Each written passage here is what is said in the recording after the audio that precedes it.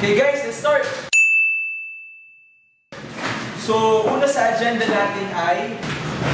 yung bagong MA program for Jern. Yeah, thanks Angel! So kasi guys, gumagawa tayo ng feature sa graduate programs ng college. So, kailangan natin ng... backgrounder din sa mga old programs ng college. Tapos kailangan din natin ng interview kay Dean. Tapos, enrollment stats. Tapos, syempre interview din natin yung mga alumni. Wow, thanks!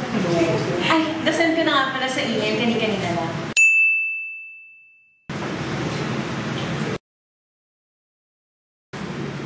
Awesome.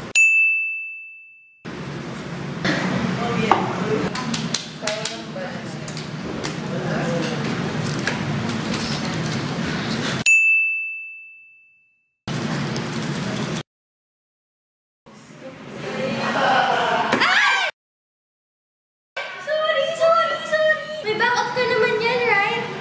Wala! Sorry. Wala ko, patay ka. Basta na yun.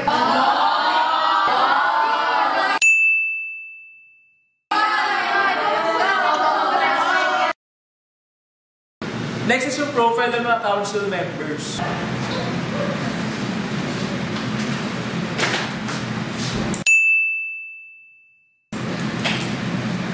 And so, nagawa mo na ba yung profiles ng mga council members?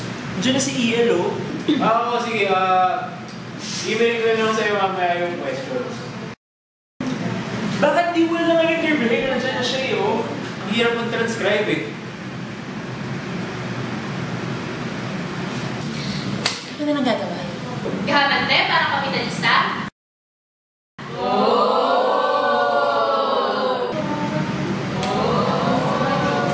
Ay, so nga pala guys, meron akong gustong i-pitch. Baka interesado kayo magsulat ng story ko dito sa K-12.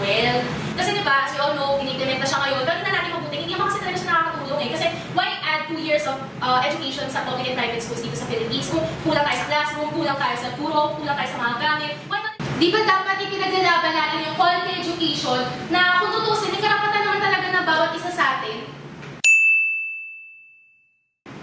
Tama, tama.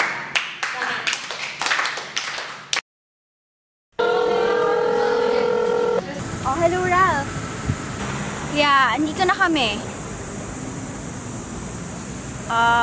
Yeah, okay na siya.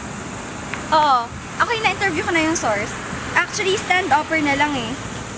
Yeah, nakakainis nga eh. Ang hirap-hirap talaga. It's so stressful. Yeah, okay na. Oo, andito na kami ng cameraman ko. O, sige.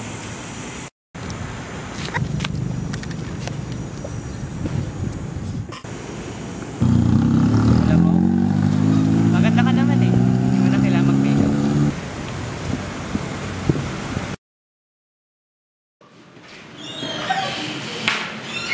Morning, guys!